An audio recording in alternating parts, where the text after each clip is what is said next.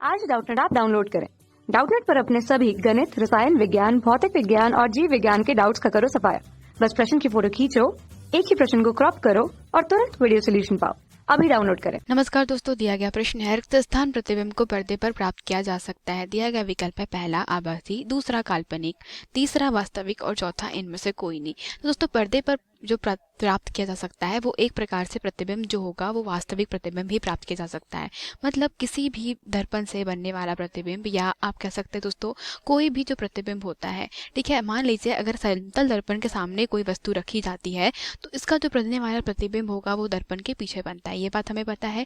लेकिन ये जो बनने वाला प्रतिबिंब होगा, ठीक है, तो ये जो बनने वाला प्रतिबिंब होता है यह एक प्रकार से काल्पनिक प्रतिबिंब बनता है, ठीक है। तो काल्पनिक प्रतिबिंब जो बनता है दोस्तों वो कहा जा सकता है कि यह पर्दे पर प्राप्त नहीं किया जा सकता। इसी प्रकार से अगर आप किसी दर्पण के द्वारा बना प्रतिबिंब देख लीजिए तो दोस्तों जो अवतल दर्पण है, ठीक है, तो अवतल दर्पण से प्राप्त होने वाला प्रतिबिंब जो होता है वो कैसा होता है, वास्तविक प्रतिबिंब प्राप्त होता है। मतलब अवतल दर्पण से बनने वाला जो वास्तविक प्रतिबिंब होगा यह जो वास्तविक प्रतिबिंब होता है, वास्तविक प्रतिबिंब जो है उसे पर्दे पर प्राप्त किया जा सकता है। मतलब यह है दोस्तों कि प्रकाश किरणें जो है जहाँ पे वास्तविक रूप से मिलती है वहीं पे क्या होता है, वास्तविक प्रतिबिंब बनता है।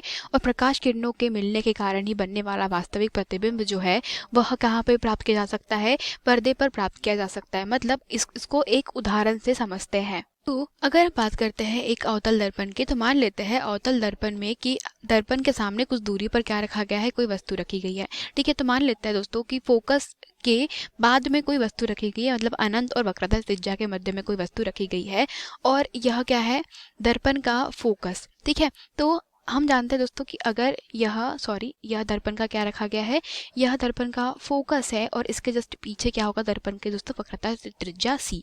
तो एक जो प्रकाश किरण है वो फोकस से होते हुए जाती है, ठीक है, और दूसरी प्रकाश किरण है वो कहाँ से होते जाएगी, वह हमारी वक्रता त्रिज्या सी से होते हुए जाएगी और उसी मार्ग से वापस लौट जाती है। तो इनका जो कटाक्ष बिंदु है, ठीक है, जो हमें प्राप्त होगा वो कहाँ प्राप्त होता है, इन दोनों के कटाक्ष बिंदु पे। तो मैंने अभी आपको बताया कि क्या होता है, जहाँ प्रकाश किरणें होगी जो वास्तव में प्रतिच्छेद करती है वहीं पर क्या बनता है हमारा, वहाँ पर वास्तविक प्रतिबिंब प्राप्त होता है।